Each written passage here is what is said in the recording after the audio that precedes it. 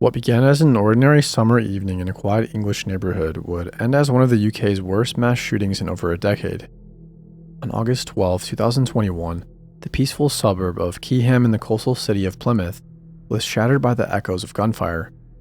By the time the violence ceased, 5 innocent people, including a father and his 3-year-old daughter, were dead, and the nation was left asking why.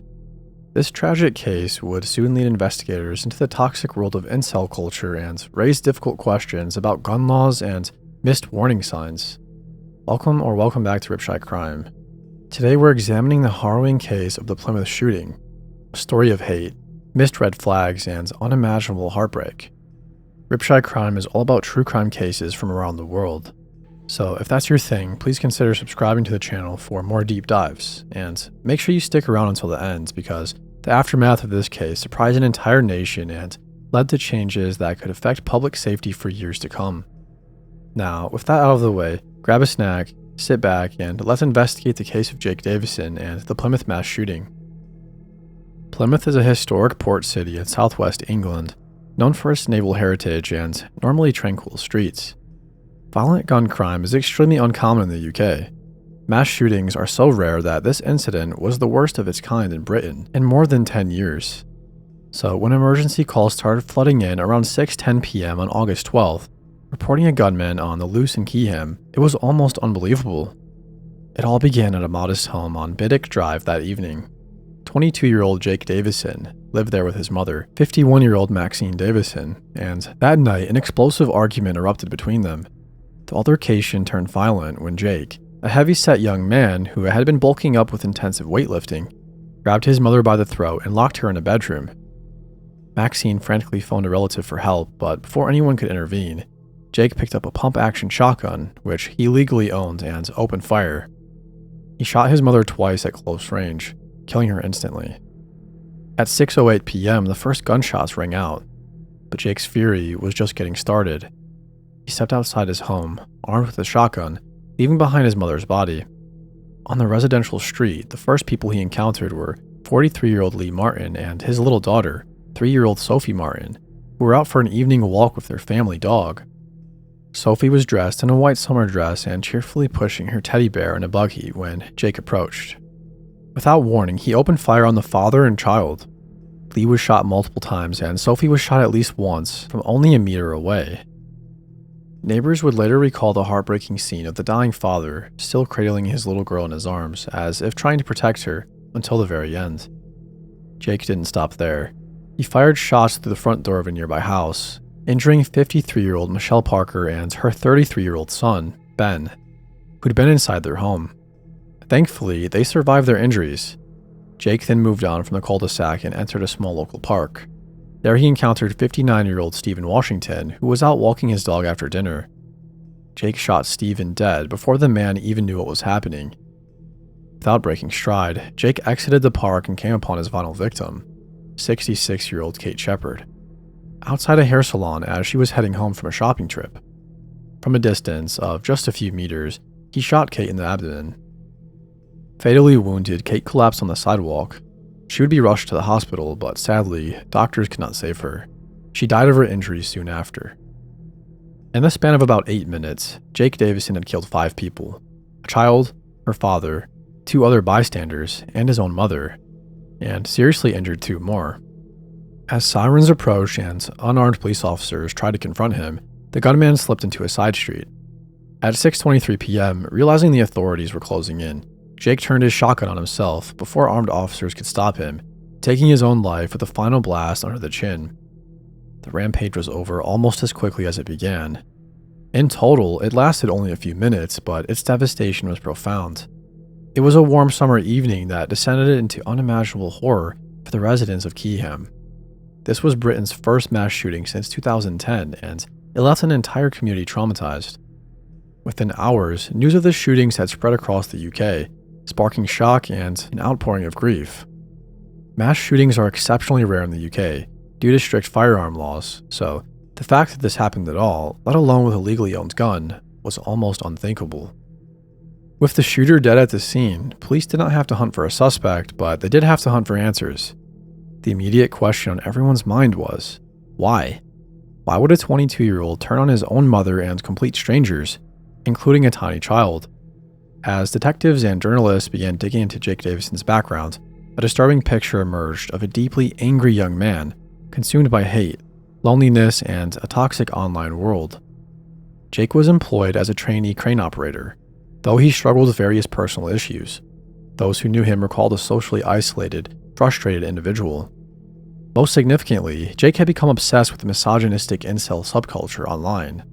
Incel is short for involuntary celibate, referring to an online community of predominantly young men who believe they cannot attract women romantically or sexually.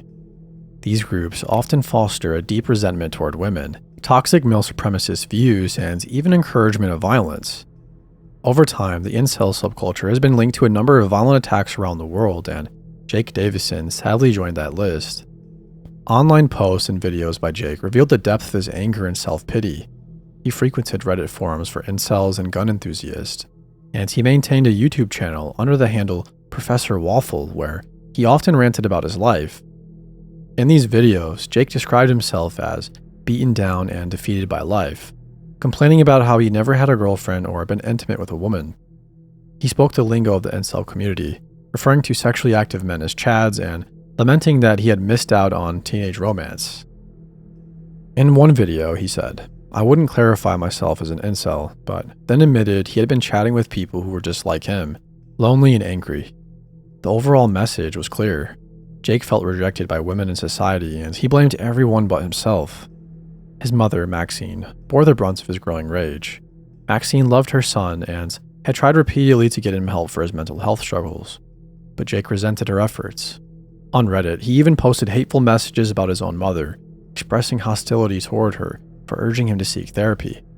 Their relationship had deteriorated severely in the months leading up to the shooting, reportedly because Maxine could not tolerate Jake's hateful, misogynistic views, and he, in turn, could not stand her nagging him to get treatment. Neighbors later said the two used to be close, but by 2021 they were constantly clashing, especially as Jake's attitudes towards women grew more extreme. Tragically, Maxine's attempts to help her son may have made her his first target when he finally snapped. There were other red flags in Jake's behavior as well.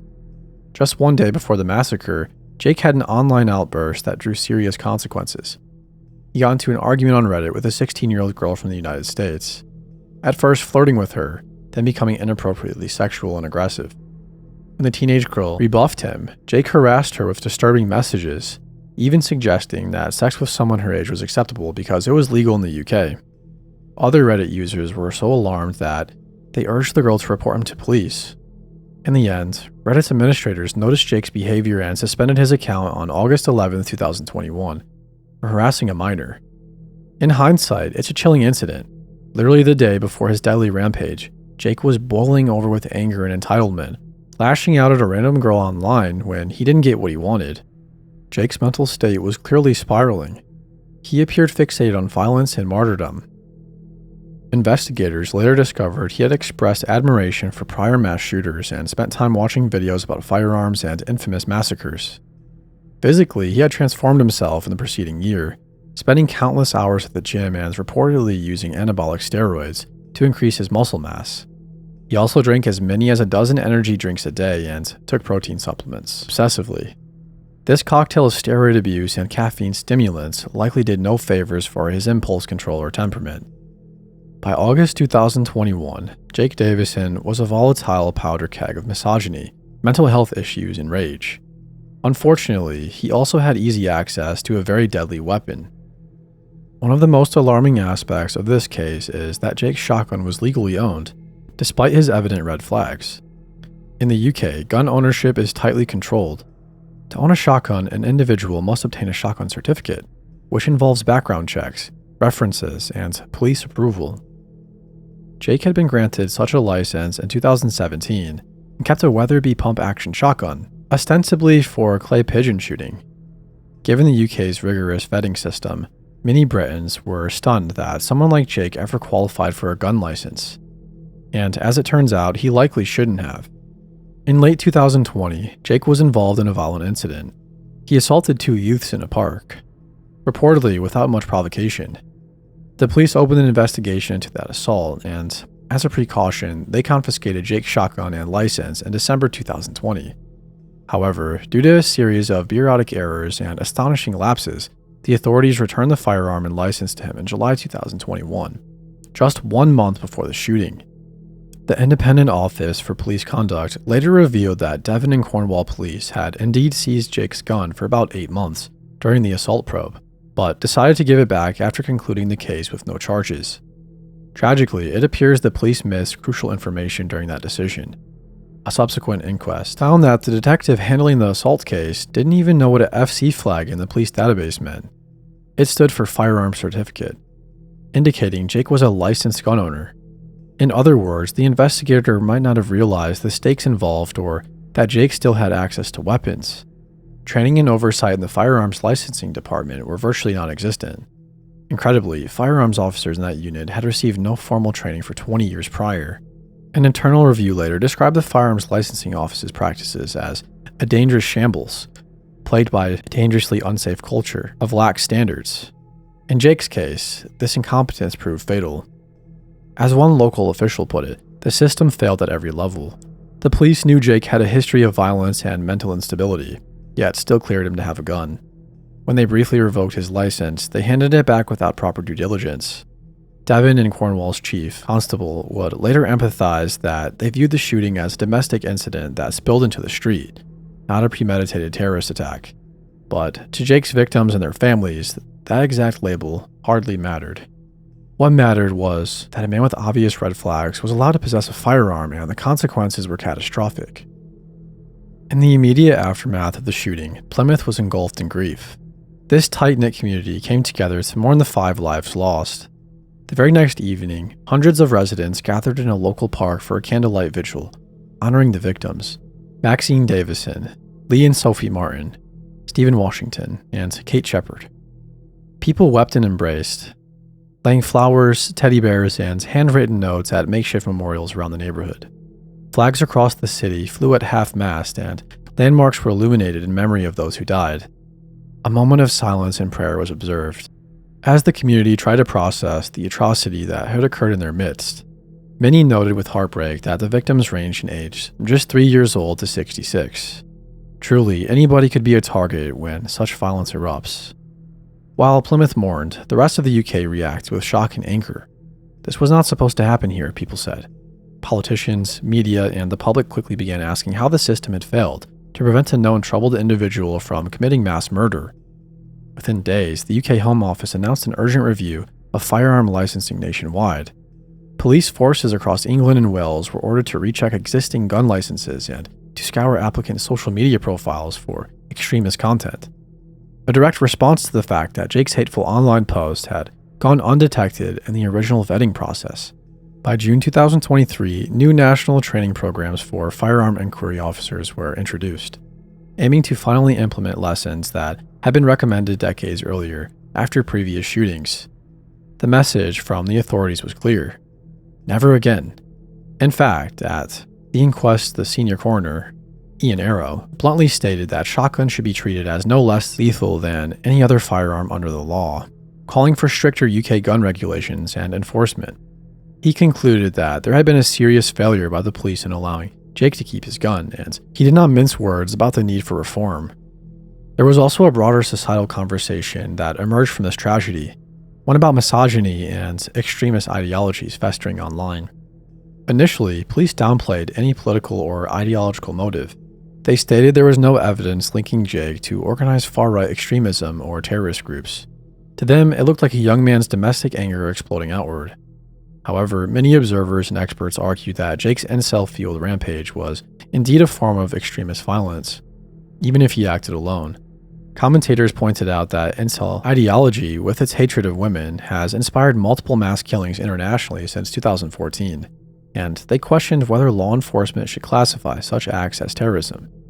The Guardian noted that the Plymouth attack may be a sign that Incel culture is spreading and poses a rising threat even in countries like Britain. In other words, this wasn't just one troubled guy having a bad day. It was potentially part of a pattern of misogynist violence that society at large needs to confront. For its part, the UK government in 2022 began including Incel ideology in anti-extremism efforts.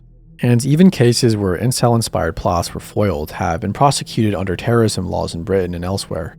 It's a controversial and evolving area of law, but the Plymouth shooting certainly added urgency to the discussion. Perhaps the silver lining, if one can call it that, is that people started taking the incel problem more seriously after seeing its deadly consequences in Plymouth. Online platforms also face pressure to monitor and ban hate-filled users more proactively, as Reddit had done with Jake. Amid the investigations, inquiries, and political fallout, it's important not to lose sight of the 5 innocent people whose lives were cut short on that August evening. They were not participants in Jake Davison's online world or his personal grudges. They were simply in the wrong place at the wrong time, victims of a random burst of hatred. Maxine Davison, 51, was Jake's mother. Friends described her as a caring, devoted mom who had tried everything she could to help her son overcome his issues. She loved music and gardening, and she never gave up on Jake, a devotion that sadly costed her life.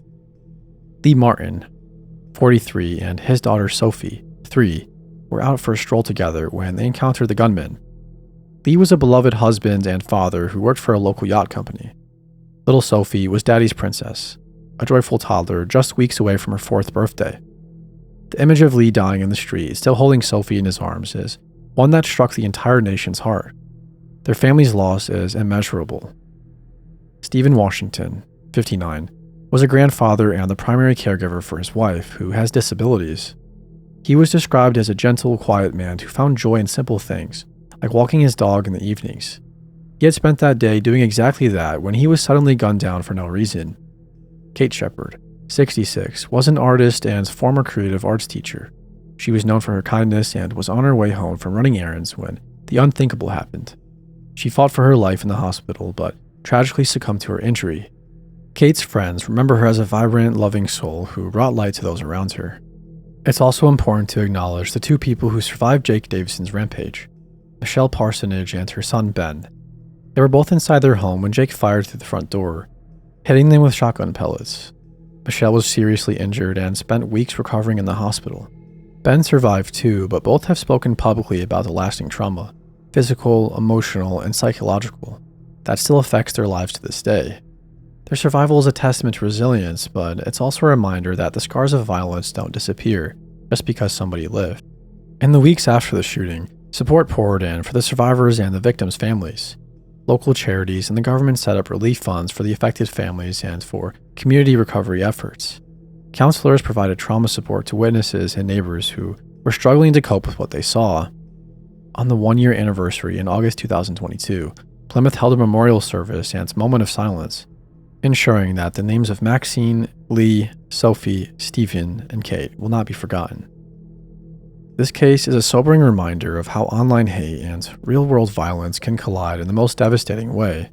A young man, consumed by resentment and egged on by toxic internet forums, chose to unleash his anger on innocent people. And in a country with some of the toughest gun laws in the world, he was still able to carry out his deadly mission due to human error and systemic failings. It's a tragic convergence of mental health breakdown, misogynistic extremism, and lapses in public safety protocols. Had any one factor been different, if Jake had received effective mental health intervention, if online platforms or police had flagged his behavior sooner, if his shotgun license had been properly revoked, perhaps this horror could have been averted. Unfortunately, we'll never know. In the wake of the Plymouth shooting, there have been positive steps towards change, improved oversight of firearm licenses, greater awareness of incel radicalization, and continued conversations about misogyny and violence. But the lessons came at an awful cost. 5 lives were lost needlessly, and many more were scarred forever by what they experienced that day. As we conclude this case, our thoughts are with the victims and their loved ones. May they find strength and healing, and may we as a society learn from this tragedy to prevent others like it. Thank you so much for watching or listening to today's deep dive. If you found this case informative or thought-provoking, please give this video a thumbs up and consider subscribing to Ripshy Crime for more in-depth true crime stories. I cover cases from around the world, shedding light on both the crime and the context that surrounds it. I'm very interested to hear your thoughts on this case. Do you think incel-driven violence should be classified and prosecuted as terrorism? Did authorities do enough, and what more could have been done to stop Jake Davison before it was too late? Let's discuss in the comments below. I read them all and appreciate your perspectives. Finally, thank you again for spending your time with me on this case. Until the next video, take care of yourselves and each other, and stay safe.